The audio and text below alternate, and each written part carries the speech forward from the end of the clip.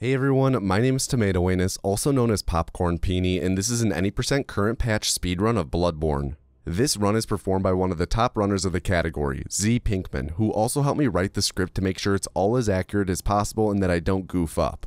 If you'd prefer to watch this run without commentary or Pinkman's current personal best, there are links in the description below. Like the intro line says, this run is done on the current patch, but also has the stipulation of no clipping being allowed, meaning any method of clipping through objects via an enemy's grab attack is banned. Everything else is fair game though, including glitches, so if you'd prefer to watch a glitchless alternative to this run, I recommend you check out Kusuki's any % glitchless record, which I've also linked in the description. Before we continue on with the intro to the run, we gotta do one of them thingies first, so here we go. And that's B12. I'm calling right now. Mark her down, cross it off, and here we go with B12. Here we go with another number right now. Next out of the hopper, it's G19. No, sir, that's not her IQ. That's your next bingo number. G19, 19. Come on, a G19. Come on, if you mark her off a G19. Hello? Here we go with another one. Hey Chicago guy, you know how I'm going on that safari and will be gone for a while? Minnesota guy, not now. I'm at a bingo hall, but they accidentally hired an auctioneer to call the balls. It's impossible to keep up with. Well, I think I finally found my go-to game to play on the trip when I have downtime, Mech Arena. Dude, are you even listening to me? You betcha, Mech Arena is just a hoot. Matches are super quick, and I could tell right away that this was a game where skill actually matters because I was stomping on everyone I saw. Plus, it didn't really feel balanced like a typical mobile game, but I mean that in a good way, like it feels really balanced. Also, there's just so many different skins and paint jobs in the game, you can really personalize your mech if you want. I really have been digging my Panther mech with the Grey Carbon skin, but my baby is definitely my kill shot with the legendary Torque skin. I kick booty with that one. Plus, Mech Arena just had a huge Mechs Are Here event where they raised $100,000 for charity, and they have a ton of upcoming content. This month, they're releasing 12 completely unique pilots that you can customize, and on top of that, there's Season 2 of the Battle Pass, 3 new 2v2 deathmatch maps, and a packed schedule of holiday events. Mech Arena is completely free to play on iOS and Android, and you can use the link in the description or the QR code right here to get 50,000 credits, 3 gold crates, and an exclusive Mechs Are Here event skin just for taking part. And if you're quick, you can add me to friends by using my player ID and maybe play some matches together. Hey Chicago guy, are you still there? Bingo! Alright, we're back. So, if you haven't seen them yet, we here at Tomato Anus already covered speedruns of Dark Souls and Dark Souls 2, which are available for viewing on this channel. Just so you're aware, neither are required to watch before watching this one, although there is one concept that will be making a return in this video that was discussed in the first Dark Souls video and also briefly mentioned in the Dark Souls 2 video. So, if you've never played Bloodborne before, it's similar in setup and gameplay to its predecessors, where it's a punishing action role-playing game with exploration being a core mechanic. The game has a gothic, Victorian, Lovecraftian setting, so rather than bonfires that serve as checkpoints, the game has lamps that serve as checkpoints, which you discover as you cautiously explore the continuous game world. To complete this run, the main thing we need to do is beat the final boss. Problem is, we can't go straight to the final boss. There are a few other things we have to accomplish in order to even get there. Admittedly, this list is pretty arbitrary and the tasks are cherry-picked by myself, like one of these things is actually completely optional for beating the game, and there's actually a lot of things in the route that you're required to do, but the purpose of this list isn't to be all-encompassing, just a guide for more casual viewers to have to help keep track of how far into the run and game we are. With that all being covered, let's get into the run. So before starting the run, Pinkman has to make a character real quick. For the character's origin, Pinkman picks military veteran since it gives us the highest base stats of strength and skill. Weapon damage scales with strength and skill, and we'll be leveling those two stats later in the run, so it's nice to get a little head start on meeting our strength and skill requirement for later on. So after confirming to play as female Keanu, as soon as Pinkman loads into the clinic, he swaps out one of the default gestures with the bow gesture. Some gestures push your character forward slightly or cause you to move very slowly and are super handy for things like inching ourselves forward to barely drop off ledges. After opening these doors, Pinkman equips the Hunter's Mark, which will return us to our most recent checkpoint at the cost of all our currency, which in this game are called Blood Echoes.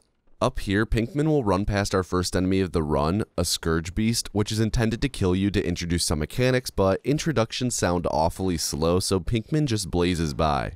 After getting hounded while opening the doors to go outside, Pinkman is going to open a gate, run to the right past an enemy, pull a lever, and then perform our first piece of tech in the run, an animation cancel. Animation cancels are simply performed by interacting with whatever you need to interact with while you're in midair. In this case, Pinkman performs the animation cancel by running into the lever and ramping himself off of it, then interacting with the item, but in general, you just need to be in air and in a state where you can grab items. Animation cancels are minimal time save, like maybe around half a second, but are done multiple times throughout the run and add up. After doing the animation cancel, Pinkman grabbed some mollies that he'll use on the first boss, as well as on some other enemies throughout the run that are weak to fire. At the top of the ladder here, Pinkman interacts with his first lamp and will use it to be brought to the Hunter's Dream. The Hunter's Dream is our main hub in the game and is the place where you can shop, level up, upgrade weapons, equip gems, and teleport to lamps that you've discovered. This being his first visit, Pinkman gets to choose what his starting weapons are, and for this run he picks the Saw Cleaver, which is one of the best weapons in the game, and the Hunter Pistol, both of which he'll keep equipped throughout the whole run. Pinkman then uses his Hunter's Mark to return to the lamp he just lit at the cost of all our blood echoes. When he loads back into Central Yharnam, Pinkman gets moving and also equips the Saw Cleaver, Hunter Pistol, and mollies as he moves across the area. Right up here, Pinkman will leap off a ledge and lock onto an enemy huntsman so that when he lands, he can sidestep the enemy and run down the stairs faster, since sidestepping and rolling helps avoid slow falling down animations. Pinkman is now running through the main streets of Central Yharnam past a bunch of enemies that seemingly have to do a double take to understand what they're seeing before they attack. Up here, Pinkman is going to pick up some blood vials off a body, which will be followed by our first major skip in the run, Sewer Skip. When Pinkman arrives at the setup spot for the skip, he's going to purposely break a box which makes space for us to climb on top of some other smaller solid boxes. Pinkman will quickly climb up the boxes and jump, which puts him up on a ledge. From that ledge, Pinkman will then jump across a gap to land on a pillar briefly, then quit out of the game. When Pinkman lands on the pillar, the game updates that location as his most recent location due to the stable ground concept that we discussed in the previous Dark Souls videos. Because the pillar is considered stable ground and it's the last place where Pinkman had any solid footing, then when Pinkman loads back in after quitting out, he'll be standing on the pillar. Pinkman will then run along the fence, drop down, and land next to a giant bridge, completing the skip. Sewer Skip skips having to go through the sewers entirely and saves around 40 seconds in this speedrun. There is an alternative way to perform Sewer Skip that involves performing a plunge, but it requires you to basically just spam R1 and pray you get it because of how precise it is. Gracefully changing subjects, weapons in this game have two stances. For the Saw Cleaver, the default stance has the weapon in saw form, where you attack quickly without using much stamina. The other stance has the weapon transform into an extended cleaver that has much more range and crowd control potential, but it has a much longer attack animation, which is what really matters in this run, and it also requires more stamina. In a moment, Pinkman will switch his weapon form from extended to default when entering the Father Gascoigne arena. Normally when you enter a cutscene, the game stops you in your place, but for some reason, pressing L1 to switch weapon forms makes you keep your momentum. Once the fight actually starts against Gascoigne, Pinkman runs to the stairs in the back of the arena for two reasons. One is to be closer to the exit, but the other reason is that it puts him higher up than Gascoigne, which makes Gascoigne miss a lot of his shots. Pinkman begins fighting by going for a backstab, but unfortunately misses. Backstabs are key in this game, especially in boss fights, since they stagger the enemy, makes them stay in place for a bit, and also causes your next attack to do double damage. In this fight, when not attempting a backstab, Pinkman is doing a sequence of R1, L1, L1 to stagger Gascoigne and then mollying him while waiting for his stamina to recharge. Father Gascoigne is going to transition to his third phase where he goes beast mode, and by throwing a molly right as he starts transforming, damage is dealt to both his human and beast forms, dealing double damage overall. After a couple more quick shots, Gascoigne is then finished off and Pinkman runs to the exit. It's worth noting that you can also parry a lot of Gascoigne's attacks, but backstabs are always a bit faster to go for. This is despite the fact that getting consistent backstabs is a lot harder than getting down the timing for parrying, considering that backstabs often require you to search for weird angles and timings to perform them. Pinkman is going to climb up a ladder here, and when he eventually reaches the top, he'll be in a room with a chest that he'll open. From the chest, Pinkman will get the Blood Gem Workshop tool, which makes it so that he can upgrade his weapons with Blood Gems in the Hunter's Dream. Blood Gems are upgrade items that are inserted into sockets on your weapons and do things like increase your physical attack damage, increase scaling of stats, provide a random negative effect, and more. During this run, Pinkman will equip 2 gems that increase his damage, but he'll pick those up later on. After running past a church servant here to grab some more blood vials, which Pinkman can and has been using to heal himself, Pinkman will make his way down a longer staircase to an area with several huntsmen and rabid dogs. The dogs are huge run killers since they're so fast, can body block you, and deal a lot of damage. The early game is full of run killers like these dogs, and you know what? Almost the whole run is actually filled with run killers. It's just overall a really difficult run. At the top of these stairs, Pinkman will open a door with a dog nipping at his heels the whole time.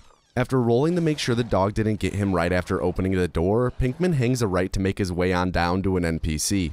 This NPC is Alfred, and talking to him real quick nets us some fire paper, which adds 80 fire damage to our weapon for a full minute, which we'll be using on bosses in the future. So it's actually possible to do a quit out here when re-entering the dog area to reset the dogs, or any other enemies, to their spawn positions, but each quit out loses you about 2 seconds in game time, so Pinkman avoids doing it as much as possible. Here Pinkman picks up a Madman's Knowledge, which when used increases our insight by 1.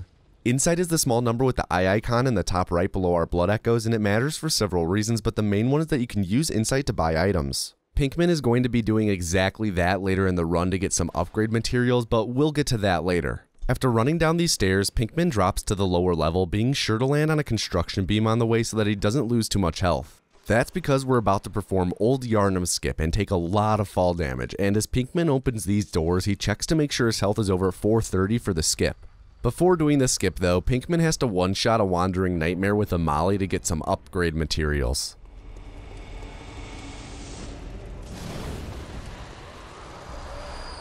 Pinkman now drops down, then jumps while running off of some bent spikes on a roof, causing him to fall a huge distance and land out of bounds on a ledge. After then jumping and running through some walls with no collision, Pinkman pops a blood vial real quick before jumping down back into the Yharnam streets below. This skip saves around 54 seconds in all and cuts out a ton of running through this area.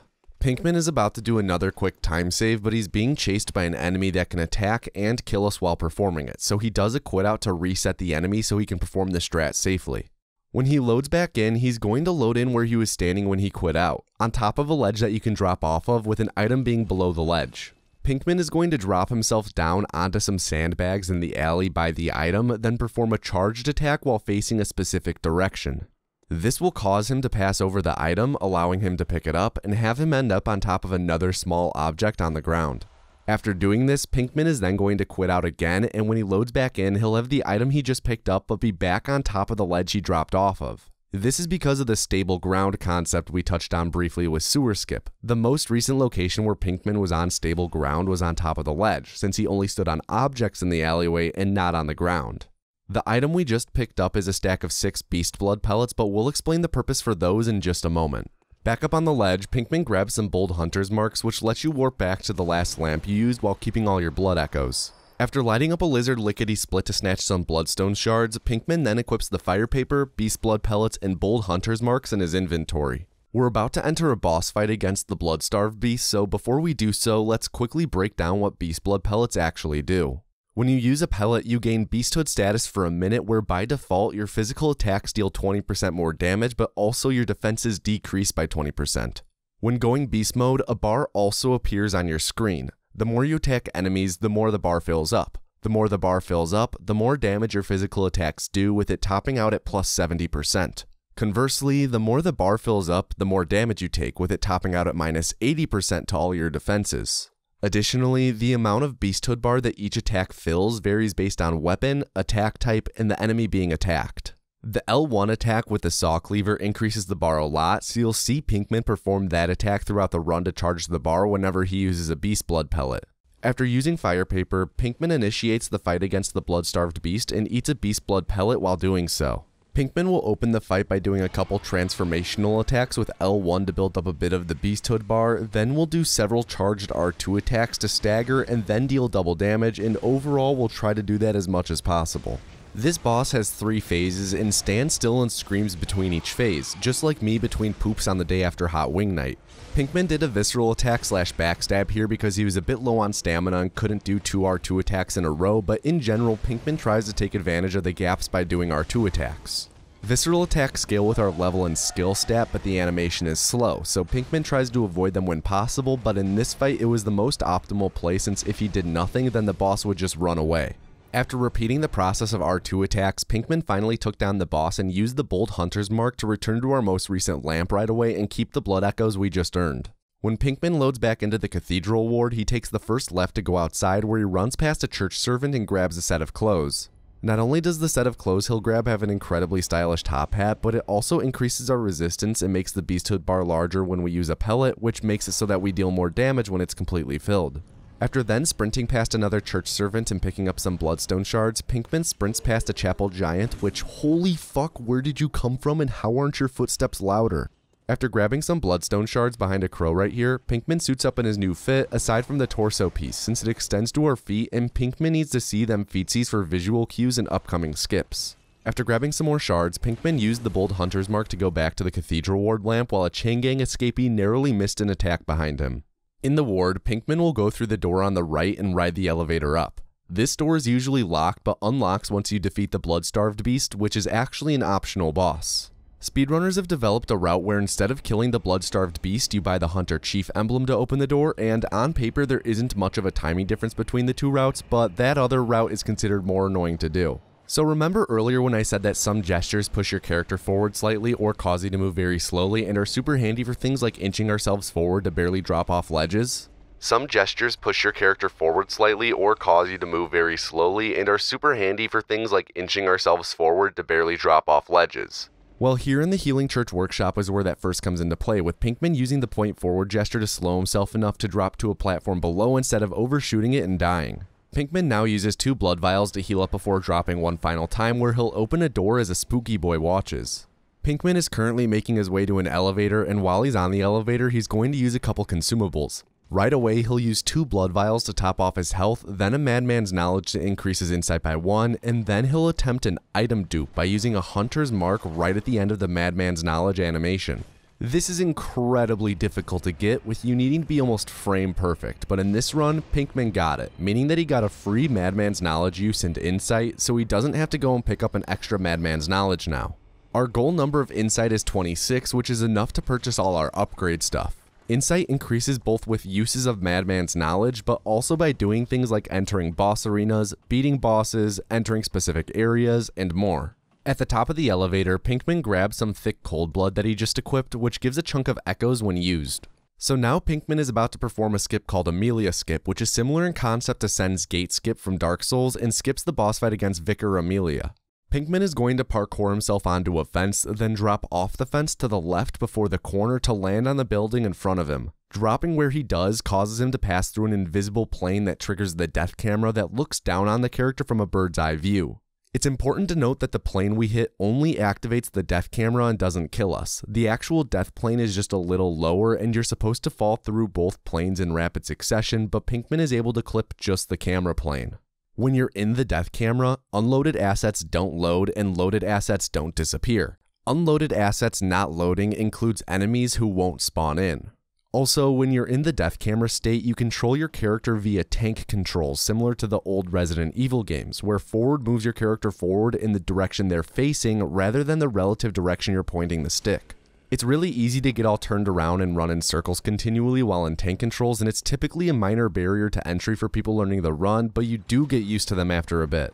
Pinkman just pulled a lever to open a gate that's loaded in, then grabs a Madman's Knowledge that he'll use to increase his insight later, and this is also where he'd take a brief detour to grab a second Madman's Knowledge had he failed the item dupe on the elevator earlier.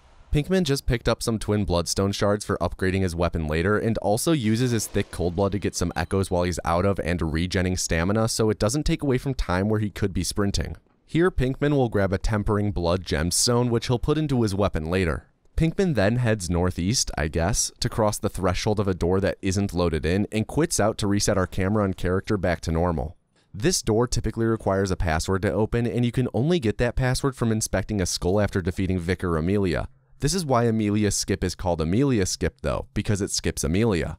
When Pinkman loads back into the game, not only will he be back to normal controls and camera, but he'll be on the other side of that password door, completely bypassing the necessary visit to Amelia and gaining us access to the Forbidden Woods. Right when Pinkman loads back in, he'll drop off the platform he's on and run into the Forbidden Woods, pulling up his controls in the process to switch off camera auto adjust. This option adjusts the camera a little bit when you go near walls to make sure you have an angle to view your character, but it messes up the setup for the next skip.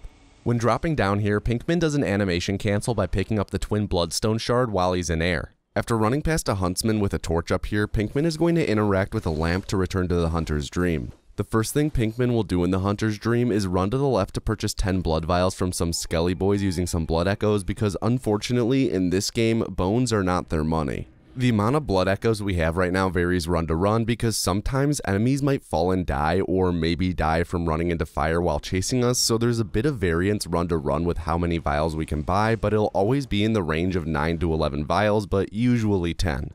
Pinkman then heads inside the workshop to upgrade his saw cleaver, which he does 4 times, followed by equipping the gem he got earlier, which increases his physical damage a bit and increases it even further when he's at full health. Back outside, Pinkman kills the plain doll, making it so that to level up, he doesn't have to skip through her dialogue. Killing the doll as opposed to talking to her saves 1 second. Our weapon scales with the strength and skill stats, so Pinkman first levels up strength to 20 here since it scales better with strength in this level range. Pinkman then interacted with a headstone to warp back to the Forbidden Woods, completing this game's equivalent of a dine and dash, lacerate, level, and leave. This brings us to Hut Skip, which Pinkman considers to be either the hardest skip in the game or one of the hardest, and it has 3 different parts to it.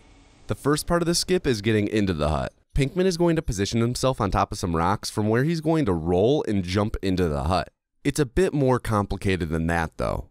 To properly perform this part of the trick, you first need a full-length roll, which isn't a guaranteed thing. Then, after Pinkman rolls, he's going to perform the jump to enter the hut. In order to jump, you have to be at full sprinting speed, which obviously you aren't at immediately coming out of a roll. You know what, I actually just lied. It actually is possible to come out of a roll at full sprinting speed, but it's not as simple as just rolling and then sprinting right after. Bloodborne has a mechanic where you can start charging the speed of your sprint while you're performing another animation or while standing after a quit out. This is done by pressing and holding circle to sprint while you're rolling, which makes it so we reach full speed quicker and can jump almost immediately out of the roll. But it's worth noting that it's not as simple as Pinkman traveling in a straight line and timing his rolls and jumps correctly. When Pinkman finishes the roll, he has to hitch himself left quickly to get clear of debris blocking our way into the hut, and then hitch back to the right when he jumps so that he actually goes into the hut. In the center of the room we jump into is a pillar, and this is actually the room that messes up the camera if you have auto adjust still on, as it causes the camera to shake a lot and mess up this next step. The second step in Hut Skip has Pinkman run straight towards the giant vertical room where he's going to leap off the ledge towards the wall. When doing this, Pinkman has to angle himself correctly using visual cues on the wall and will try to jump to the left portion of the area between these 2 wood beams. If done correctly, then Pinkman will interrupt his fall on a wooden beam and be able to make it to the bottom safely and quickly, finishing up the second part of Hut Skip. The final part of Hut Skip simply involves Pinkman sprinting forward and jumping to land on a headstone, then dropping off the cliff behind the fence that the headstone is against. If the jump to the headstone is missed, then there's a quick backup where you can run to the right around the fence and jump to make it to the ledge we drop off of. Pinkman will then fall off the cliff and land on a slope where he'll slide for a moment before taking fall damage and dying. During this brief sliding stretch, the game is calculating our fall damage, but it also updates our most recent position to where we're standing. So by quitting out at the exact moment he lands, Pinkman can then load back in with his position being at the bottom of the cliff, but with the same amount of health. Let's see this all play out in real time.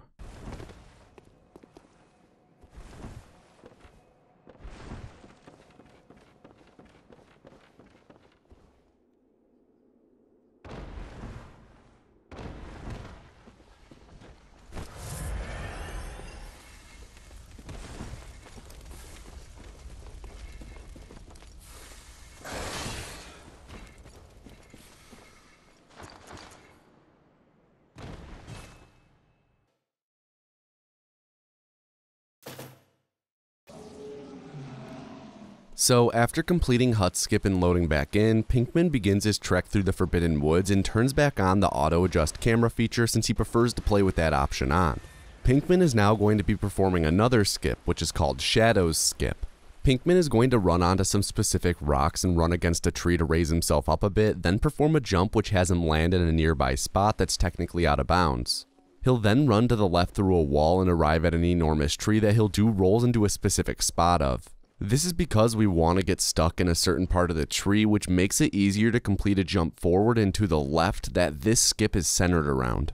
Pinkman is now running out of bounds straight to the next boss arena. When he dropped into the arena to fight the Shadow of Yharnam, Pinkman quit out immediately. Normally, this fight would either be the hardest or second hardest in the run, but if you come into the boss arena from the side like we do via Out of Bounds, you can quit out right away, and then when you re-enter the fight, the AI of the boss is disabled, making the fight completely free. That doesn't stop Pinkman from equipping the proper torso piece though to get that extra bit of Beasthood bar. When you fight this boss normally, you have to fight 3 enemies at once, which is a really cool fight that requires a lot of skill to be good at, which explains why I'm so damn bad at it when I play this game. To optimize the fight against these training dummies, Pinkman focuses on the one with the katana but tries to hit the other 2 with his attacks as well. The katana one is a close ranged enemy, so it has the most health, while the others have a bit less, which makes it most optimal to focus on draining the health of the katana one while getting shots in on the others when possible. Because of this, you'll see Pinkman try to keep the 3 of them close to each other, but it's more difficult than it looks to keep them nearby. For example, if you aim more to the left or right than you should, they get separated too much. Pinkman swapped back to the foreign garb chest piece so he can see his feet again, and up here on the left he's going to grab some Madman's Knowledge and make his way on over to Byrgenwerth. In Byrgenwerth is a place called Moonside Lake, which houses my favorite boss in the game, Rom the Vacuous Spider. Normally to get to Rom, you have to go through the Lunarium in Byrgenwerth College, then drop down into Moonside Lake, which transports you to the boss arena for Rom. Instead, Pinkman is going to perform a skip called Lunarium Key Skip. This centipede-looking fuck here is a fluorescent flower, and with a proper angle, Pinkman uses its tail to boost him up so he can jump into the lake, accessing Rom's boss arena. This skips having to go through the Lunarium as a whole and saves around 37 seconds. Also, heads up, look away if you experience either major arachnophobia or trypophobia. I'll let you know when all the gross shit goes away. So there's 2 ways to go about this fight, the fast way and the safe way. The fast way of going about this fight is to attack Rom directly and just YOLO it with the smaller spiders trying to kill you. This method is about 12 to 15 seconds faster, but is super risky, so it's only used in world record attempts, which this run is not one of. Pinkman popped a Beast Blood pellet for this fight, so he uses the spiders as fodder to charge the bar as much as possible by killing them with L1 and R1 attacks. It's also worth noting that hitting dead or dying enemies continues to charge the bar as long as the body hasn't disappeared yet. With the spiders cleared, Pinkman whacks Rom with 3 L1 attacks to charge the bar more, but lets his stamina regen before hitting Rom a 4th time, since the next attack causes her to begin teleporting and transition to phase 2, and Pinkman wants to get a full combo in. Pinkman hits her with a charged attack though, which deals enough damage to cancel her teleport and gives us time to damage her enough to begin phase 3. Rom actually did teleport for phase 3, but she always goes to the same location, which Pinkman pinpointed by using the reflection of the moon in the water as a directional reference, as well as some spiders that spawned in where the second phase should have started. Pinkman then runs to the location that triggers a cutscene without having to wait for an NPC to spawn, bringing him straight to Yargul. All the gross shit is gone now, by the way. When Pinkman loads into Yargul, he begins running and immediately switches back to the shirt that puts his feet on display for an upcoming skip called Yargul Skip. In about 12 seconds, Pinkman will run past a lamp and drop a level to grab a bloodstone chunk, and then will head down one more floor where he's going to position himself in a specific spot next to a railing. For some reason, the part of the railing that'll be in front of Pinkman doesn't have collision, so by doing a charged attack while standing in place, he'll clip right on through.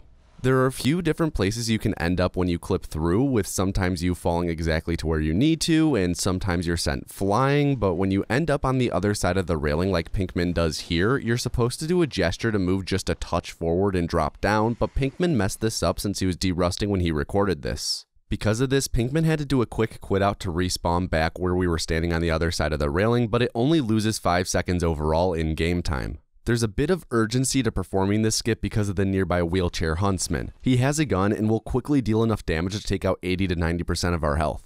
When Pinkman loads back in, he correctly performs the gesture to drop down a couple stories to end up in the streets below. There he'll quickly grab some bloodstone chunks and bolt paper that are behind the cramped casket enemy. For the uninitiated, bolt paper is like fire paper but with bolts. It applies a lightning buff to our weapon. Ka-chow! I can't believe I just said that. We just can't get any more fire paper quickly.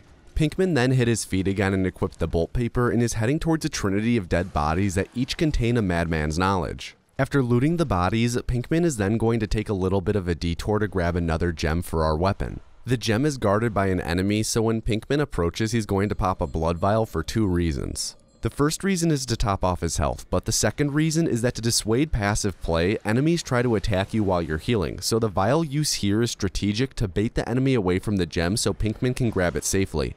When exiting the building, Pinkman will use one of his bolt papers and sprint through a street flooded with cramped casket enemies. Pinkman is going to use a blood vial up here to heal when he reaches 0 stamina so as to not take away from sprinting time and to be efficient with the time spent regenerating stamina. As Pinkman runs down this open road to the next boss arena, he takes a diagonal line to avoid enemy attacks from behind, even though running diagonally isn't geometrically optimal. For the boss, this Limmy Lad has 3 different sections to its body, with each section capable of being staggered. Pinkman spends this fight trying to get as many hits to multiple bodies at once, since that deals damage to each body, effectively dealing double damage, all while circling around and trying to avoid fireballs being launched by some chime maidens on the sideline. Normally you'd flit and finish the fireball females first before finally fighting the frightful foe, though doing so makes you slow, so instead we go toe-to-toe below the fireball throws, trying to put on a good show with our blows. This fight is really RNG heavy because of the fireballs, with it not being uncommon to get hit by too many fireballs, staggering yourself, and throwing off your ability to stagger the boss and execute the fight quickly. As soon as the One Reborn becomes the One Re-Dead, Pinkman uses all 5 of his Madman's knowledges that he's holding on to while he waits for the fog gate to disappear. Pinkman then runs up these stairs and at the top will interact with a mummy to be brought to the lecture building. In the lecture building, Pinkman is going to open a door and run to the left for a bit, so while he does that, I'd just like to say I hope you're all doing well. I know that this time of year can be incredibly stressful and it is a really tough time of year for many. If you find yourself included in that grouping, or just if things in general are difficult or seem hopeless, I'd like to remind you that no feeling is final. Things may be incredibly difficult at the moment, but no matter how bad it is, how you feel is not conclusive or absolute, and those feelings do not define the rest of your life. There is a tomorrow, and whatever you're going through cannot take that away from you. Things will get better. And since it's the holidays, I'd also like to request that your gift to me is spreading positivity in your everyday life. It can make a real difference. Back to the run, Pinkman received 3 insight for entering this area because, like I mentioned earlier, some locations give you insight just for entering them for the first time. This brings Pinkman to 26 insight, which is the total needed for fully upgrading our weapon to where it needs to be for the run. The Silver Beast we just passed is really dangerous, but Pinkman has been managing his stamina in this area in a specific way to manipulate the Silver Beast's AI, giving Pinkman just enough time to interact with the lamp and return to the Hunter's Dream.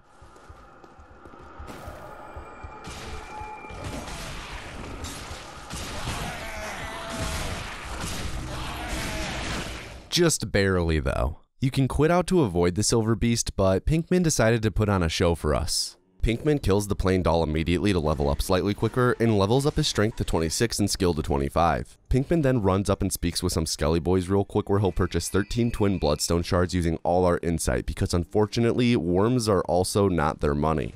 This will be followed by Pinkman leveling his weapon to +7, bringing its physical attack up to 153 from the 90 it originally started at, and also equips the other gem he grabbed, which gives us an additional 18% increase to our physical attack. After our final bit of upgrading is done for the run, Pinkman then interacts with the headstone to warp back to the Nightmare of Mensis to continue on with the run. Right when Pinkman gets moving, his pathing is super important, with him taking a specific route to reduce the chance of the enemies attacking and killing him here since they can one-shot you with a jump attack. This is the reason why in many games you might see a speedrunner take a running path that's unintuitive, because it either helps mitigate risk or is just straight up faster. Almost everything is deliberate in a speedrun. At the top of this hill, Pinkman is going to open some huge doors and look back at the enemies that he's passing right now. These enemies are Yetis and they like to yas boulders at you, so Pinkman looks back just to make sure he won't get hit by any after the door opening animation ends.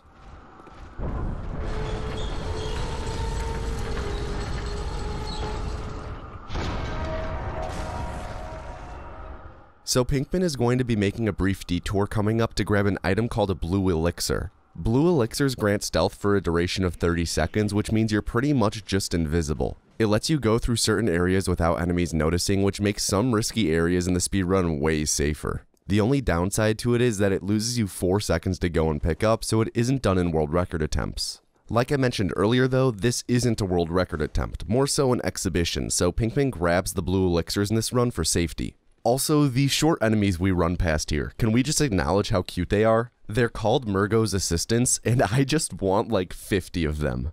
Blue Elixirs in hand, Pinkman drops down and runs around the side of a room to avoid the enemies between him and an elevator. Once Pinkman gets to the elevator, he's going to ride it up, then run up some stairs outside before eventually coming back inside and initiating the boss fight against Micolash, host of the Nightmare, who is pretty unique in the fact that he runs away from us and can pick different paths to run down.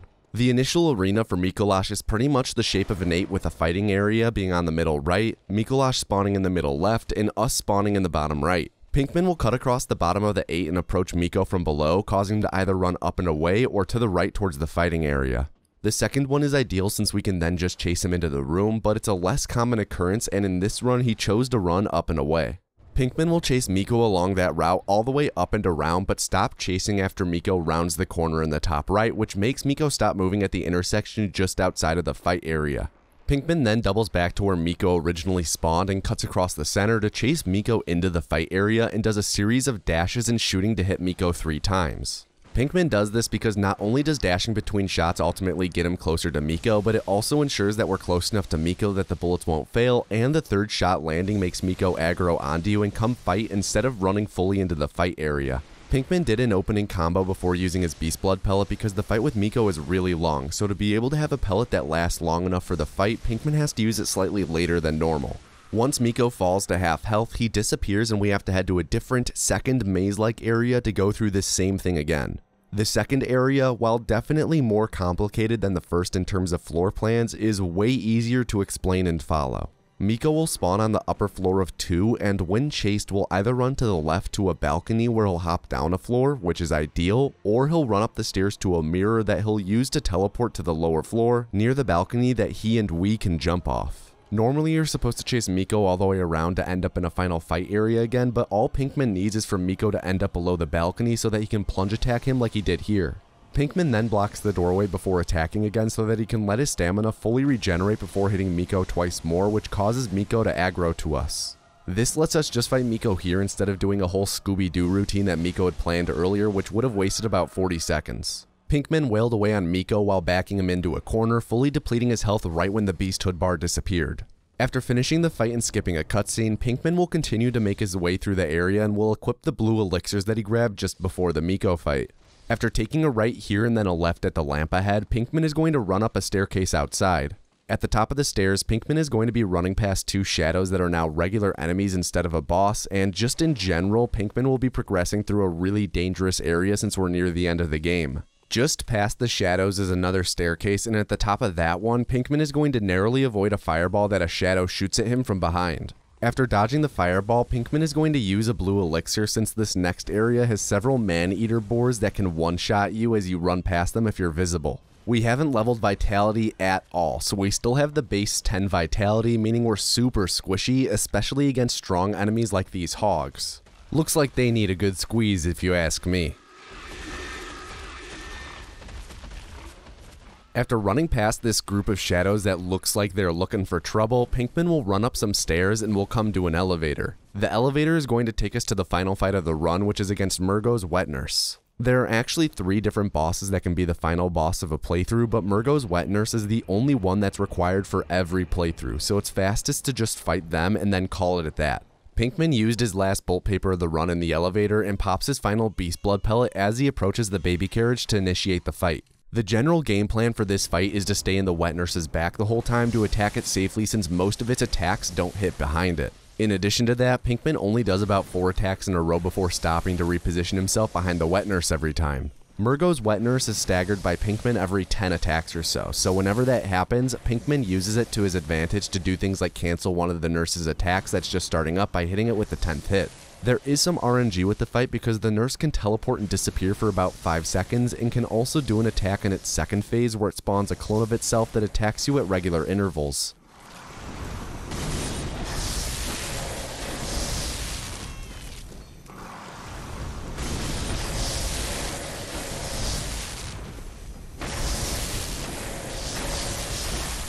Once the fight ends, there will be a long pause that lasts about 30 seconds. The pause is for lore reasons and there isn't much to do during it other than just wait a bit.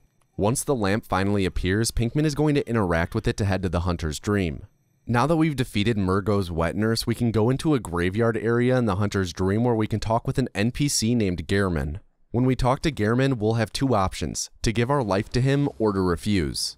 If you refuse, then you fight Gehrman, who is actually the first hunter, but that's slow, so instead, Aaron Paul will choose to submit his life. This starts a cutscene which you can skip by closing the game.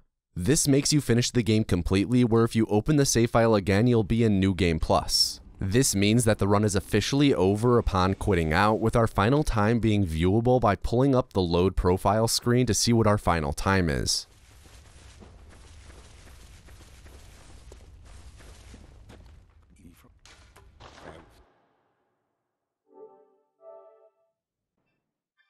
If you made it to the end of the video, thank you so much on behalf of both myself and Pinkman.